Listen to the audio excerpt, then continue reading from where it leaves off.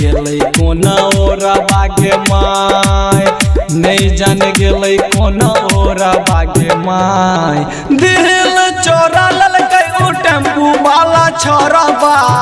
नहीं जान गेलै कोना ओरा बागे माय नहीं जान गेलै कोना ओरा बागे माय नहीं जान गेलै कोना ओरा बागे माय दिल चोरा ललकै उ टेम्पू वाला छोरबा नहीं जान गेलै कोना ओरा बागे माय नहीं जान गेलै कोना ओरा बागे माय डीजे मुन्ना राज ओरा बागे माय ओरा बागे माय हिट्टी बाजार मधुबनी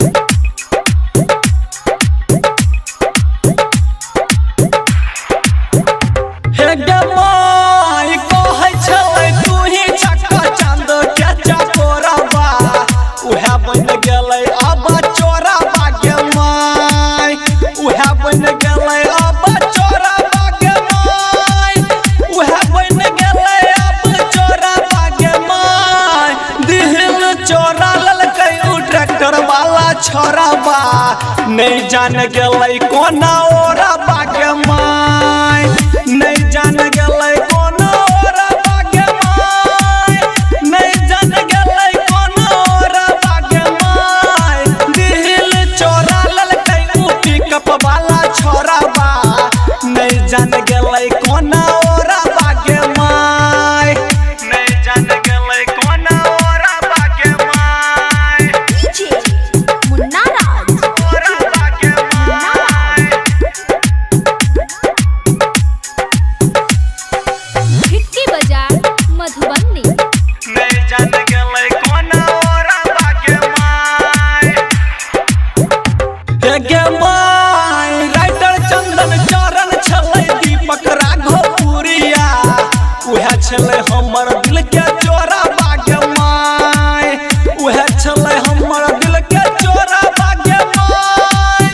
उहे छलै हमर दिल के चोरा बागे माय दिल चोरा ललकै उ डीजे वाला छोरबा नहीं जान गेलै कोना ओरा बागे माय नहीं जान गेलै कोना ओरा बागे माय नहीं जान गेलै कोना ओरा बागे माय दिल चोरा ललकै उ टेम्पू वाला छोरबा नहीं जान गेलै कोना ओरा बागे माय नहीं जान गेलै कोना ओरा बागे माय नहीं जान गेलै कोना ओरा बागे माय दिल चोरा ललकै उ टेम्पू वाला छोरबा नहीं जान गेलै कोना ओरा बागे माय